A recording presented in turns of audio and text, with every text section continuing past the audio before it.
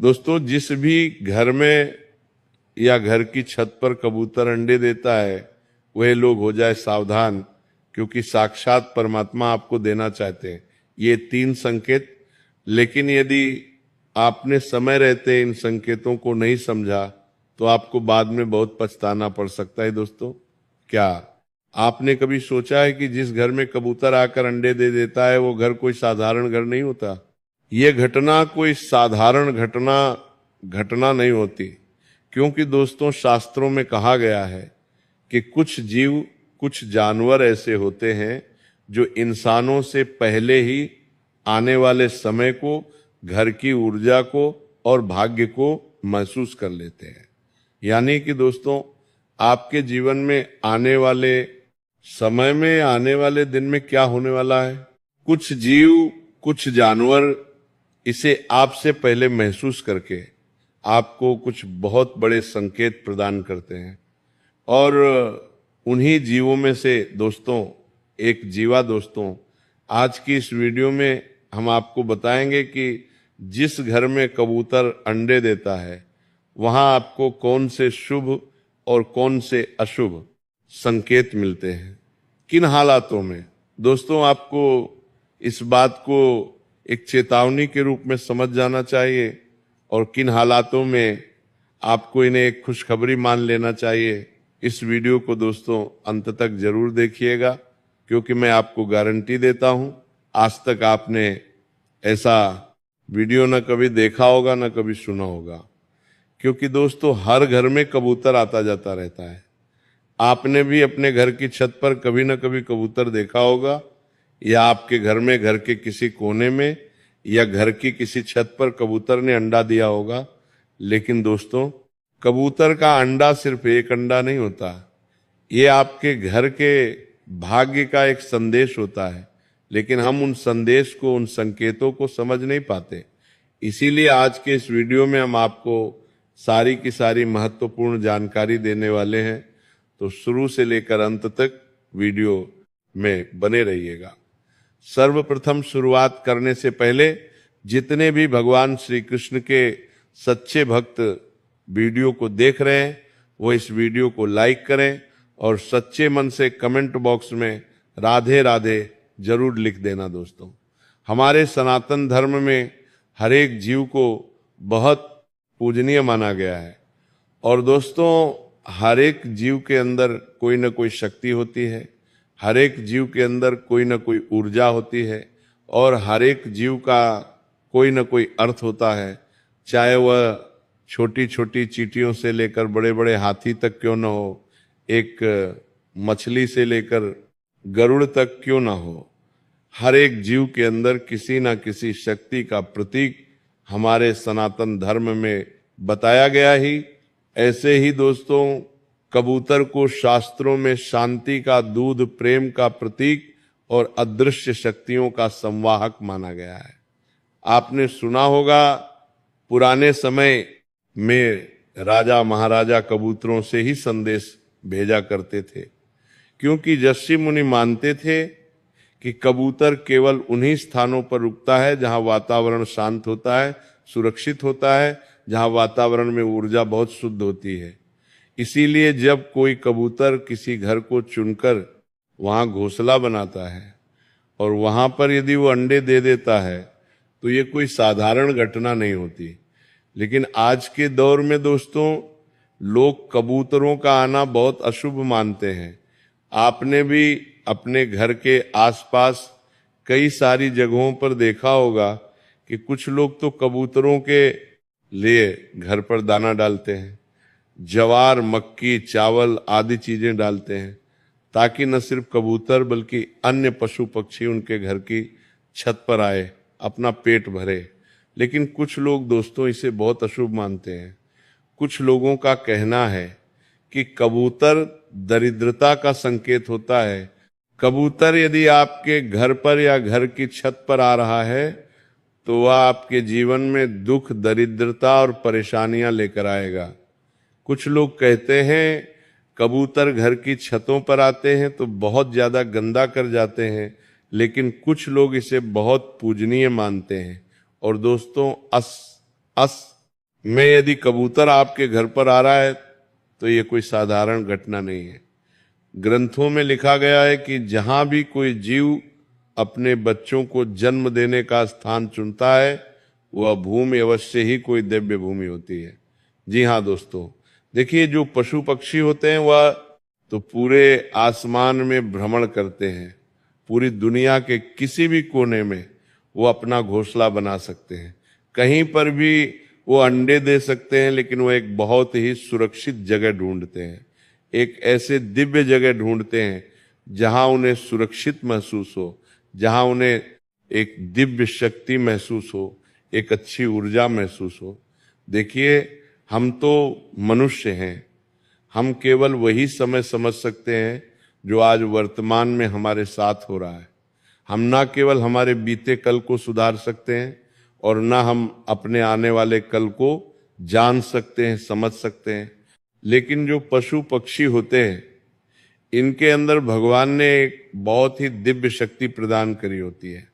दोस्तों आपने सुना होगा कि बच्चे भगवान का रूप होते हैं, यानी कि बच्चों के अंदर साक्षात परमात्मा का वास होता है।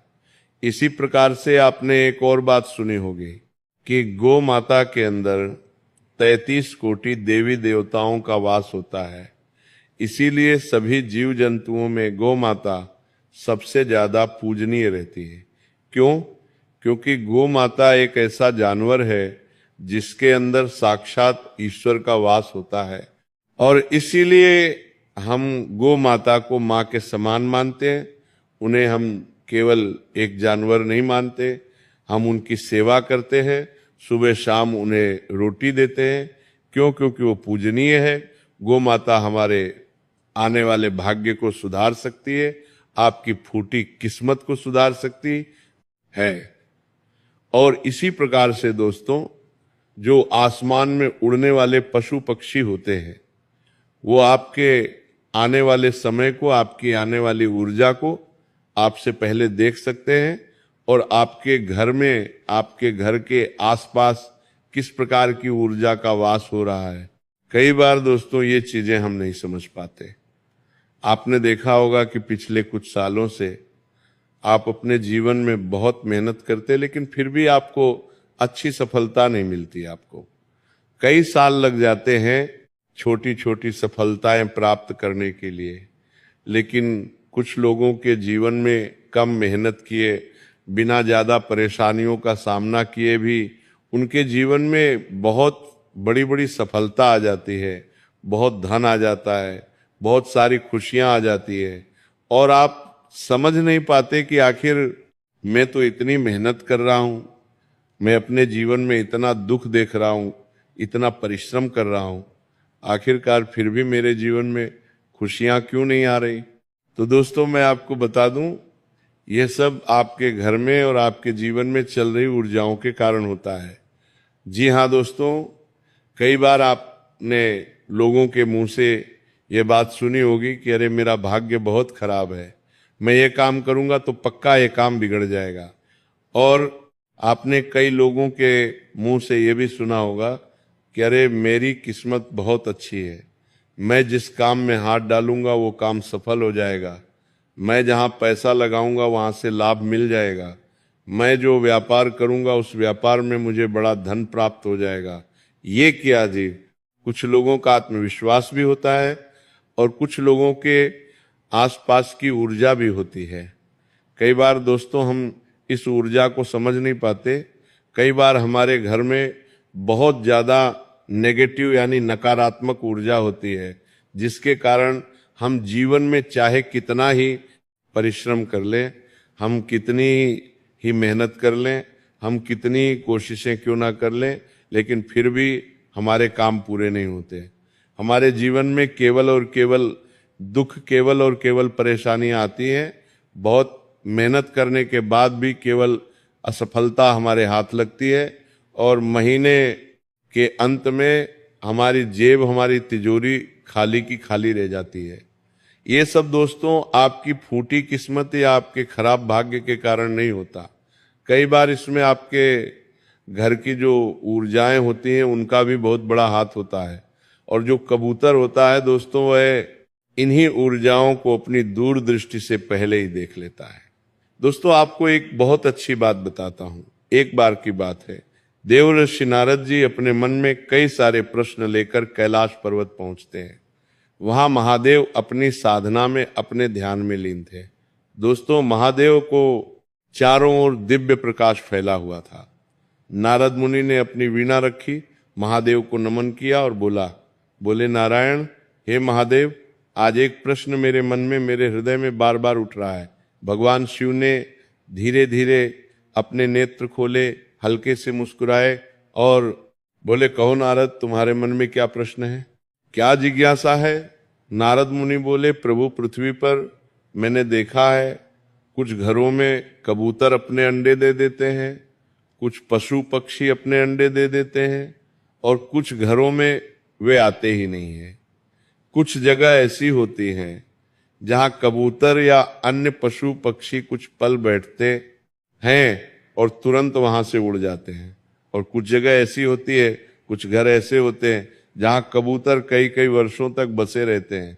वे वहीं पर अपना घोंसला बनाते आते हैं, वे वहीं पर अंडे देते हैं, वहीं पर अपने बच्चों को बड़ा करते हैं और अपना स्थान कई कई वर्षों तक वहीं बनाए रखते हैं।